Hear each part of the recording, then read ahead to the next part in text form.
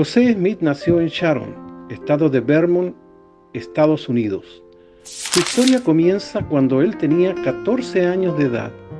Vivía con su familia en el estado de Nueva York y de todo corazón deseaba saber a qué iglesia unirse. Agobiado bajo las dificultades que provocaban las contiendas de estos grupos religiosos, un día estaba leyendo la epístola de Santiago 1:5, que dice: «Y si alguno de vosotros tiene falta de sabiduría, pídala a Dios, el cual da a todos abundantemente y sin reproche, y le será dada». Este pasaje de las Escrituras se introdujo con inmenso poder en su corazón.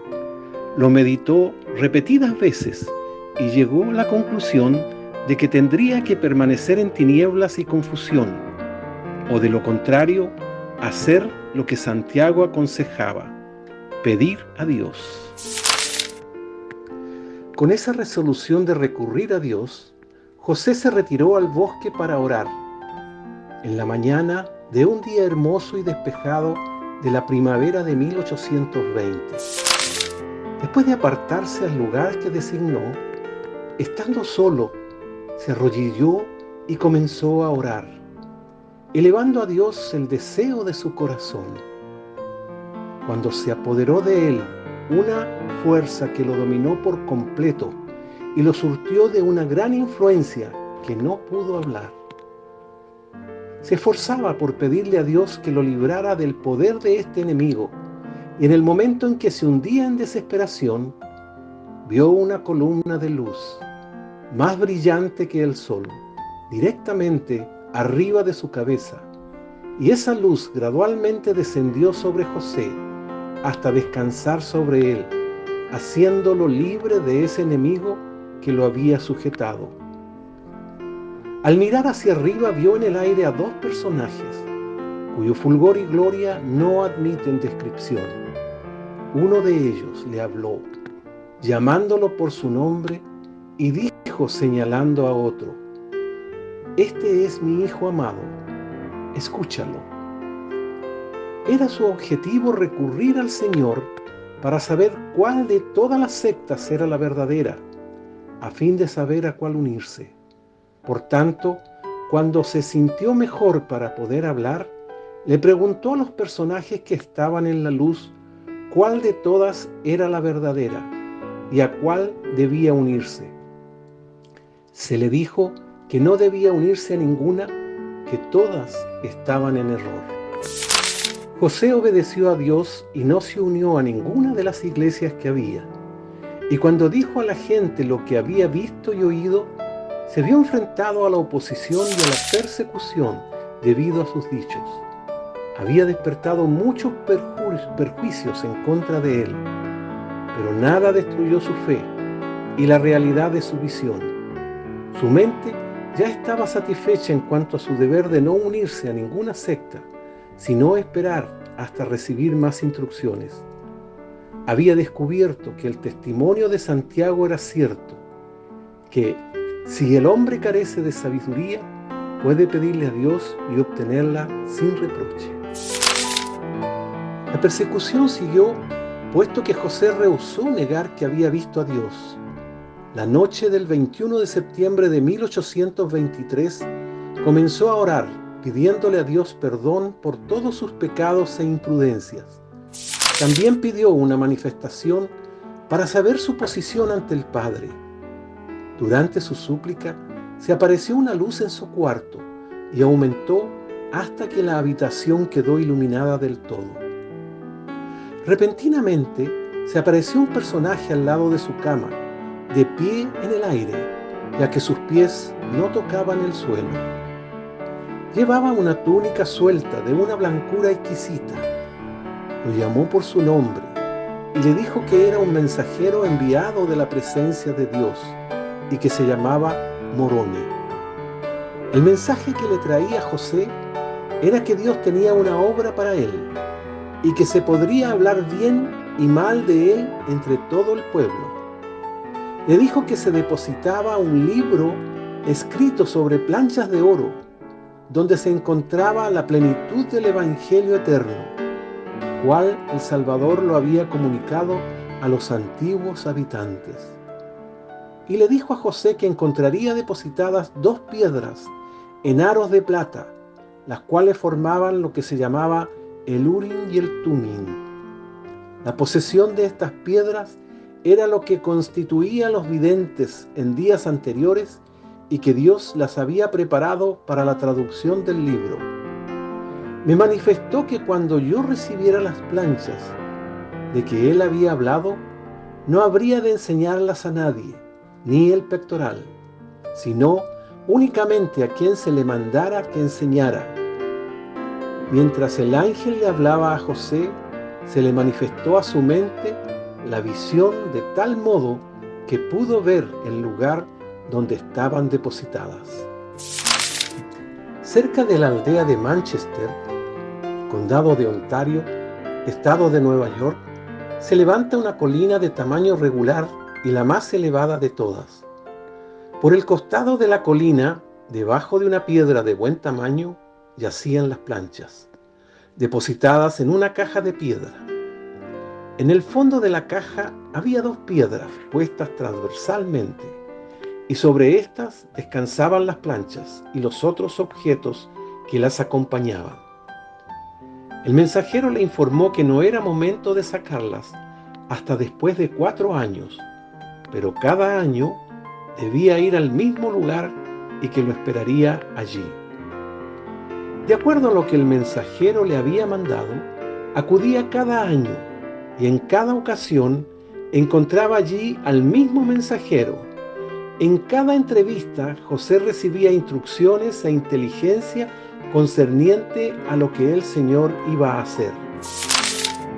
El día 22 de septiembre de 1827, el mismo mensajero celestial le entregó el Urim y el Tumim, las planchas y el pectoral, con una advertencia, que él sería responsable de ellos, que si permitía que se extraviaran por algún descuido o negligencia, sería desarraigado, pero si se esforzaba con todo su empeño por preservarlos hasta que el mensajero volviera por ellos, serían protegidos. Pronto José supo por qué había recibido mandatos tan estrictos de guardarlos, ya que cuando él terminara de hacer lo que le era mandado, el ángel volvería por ellos.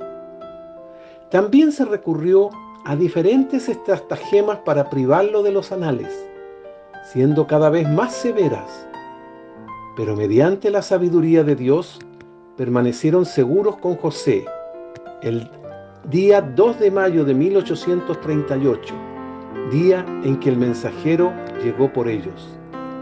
El 5 de abril de 1829 llegó a casa de José Oliver Cowdery, a quien nunca había visto José, para interrogarle acerca de que había recibido las planchas. 2 días después, él comenzó a traducir el libro de Mormón por medio del don y el poder de Dios, y Oliver fue su escribiente. Una vez terminada la traducción, hubo personas que tuvieron el privilegio de ver las planchas. Estos fueron testigos y registraron por la misma manera sus testimonios, ya que por boca de 2 o 3 testigos se dedicará todo asunto. 2 de Corintios 13:11. En mayo de 1829, aún trabajando en la traducción del libro, José y Oliver se retiraron a orar y a preguntar acerca del bautismo para la remisión de los pecados, del cual se hablaba en las planchas. Mientras oraban, un mensajero descendió del cielo, cubierto de una luz esplendorosa. Su nombre era Juan, conocido como Juan el Bautista en el Nuevo Testamento, y que obraba bajo la dirección de Pedro, Santiago y Juan, quien poseía las llaves del sacerdocio de Melquisedec, y habiendo puesto sus manos sobre ellos, los ordenó diciendo: sobre vosotros, mis consiervos, en el nombre del Mesías, confiero el sacerdocio de Aarón, el cual tiene las llaves del ministerio de ángeles y del evangelio de arrepentimiento y del bautismo por inmersión para la remisión de pecados. Y este sacerdocio nunca más será quitado de la tierra hasta que los hijos de Leví de nuevo ofrezcan al Señor un sacrificio en rectitud. Este sacerdocio arónico no tenía el poder de imponer las manos para comunicar el don del Espíritu Santo, pero les dijo que se les conferiría más adelante, y los mandó a bautizarse uno al otro, y fue lo que hicieron. José bautizó primero a Oliver, y luego éste bautizó a José. Luego José ordenó a Oliver al sacerdocio de Aarón, y luego él puso sus manos sobre la cabeza de José y lo ordenó al mismo sacerdocio, ya que así se les había mandado. Luego de que ambos recibieran el bautismo, sintieron el espíritu de profecía y de pie profetizó concerniente al desarrollo de esta iglesia. Fueron llenos del Espíritu Santo. Es el sacerdocio mayor que fue dado a José y a Oliver en el año 1829. Posee todas las llaves de las bendiciones espirituales de la iglesia y por medio de este sacerdocio se manifiesta a los hombres el poder de la divinidad. Y también con Pedro, Santiago y Juan, a quienes os he enviado a vosotros, por medio de los cuales os he ordenado y confirmado para ser apóstoles y testigos especiales de mi nombre, y para poseer las llaves de vuestro ministerio y de las mismas cosas que les revelé a ellos, a quienes he encomendado las llaves de mi reino y una dispensación del Evangelio para los últimos tiempos, y para el cumplimiento de los tiempos, en la cual juntaré en una todas las cosas, tanto las que están en el cielo como las que están en la tierra. El Evangelio de Jesucristo fue retirado de la tierra como consecuencia de la apostasía que tuvo lugar después del ministerio terrenal de los apóstoles de Jesucristo. Mediante visiones, la ministración de ángeles y revelaciones a los hombres sobre la tierra, Dios restauró el Evangelio. Comenzó con José Smith y ha continuado hasta el presente mediante la obra de los profetas vivientes del Señor. El día 6 de abril del año 1830, en el oeste de Nueva York, se estableció la iglesia en Sion, dando inicio a esta dispensación. Lo que comenzó como una pequeña reunión en la tienda de ladrillos rojos en Nauvoo, Illinois, el 17 de marzo de 1842, se ha convertido en una organización mundial para el bien. Emma Smith deseaba que se hiciera algo extraordinario, y al día de hoy lo podemos confirmar. Hasta el momento ha habido 17 presidentes generales de la Sociedad de Socorro, exactamente la misma cantidad de presidentes de la Iglesia en esta dispensación, comenzando por Emma Smith y finalizamos con Jean B. Bingham, actual presidenta. Al organizar la Sociedad de Socorros en 1842, José Smith dijo: la Iglesia nunca estuvo perfectamente organizada hasta que se organizó a las mujeres de esta manera. En esa reunión inicial, 20 mujeres estaban presentes y otras 8 fueron admitidas sin estar presentes. Esta sociedad debe recibir instrucción a través del orden que Dios ha establecido, por medio de aquellos que han sido nombrados para dirigir. Y ahora doy vuelta a la llave para ustedes en el nombre de Dios. Y esta sociedad se ha de regocijar y recibirá un torrente de conocimiento e inteligencia a partir de este momento. Este es el principio de días mejores para la sociedad. Vamos a hacer algo extraordinario. Esperamos oportunidades extraordinarias y llamamientos apremiantes. Aurelia Spencer Rogers, de 44 años y madre de 12 hijos, creía firmemente que se debía hacer algo acerca de la conducta de los niños del vecindario que corrían libremente por toda la ciudad día y noche. Tuvo la impresión que a muchos de estos niños no se les enseñaban valores ni principios básicos y, por lo tanto, no estarían preparados con el conocimiento ni con el comportamiento para sacar adelante el Evangelio, ni siquiera para ser buenos padres o ciudadanos.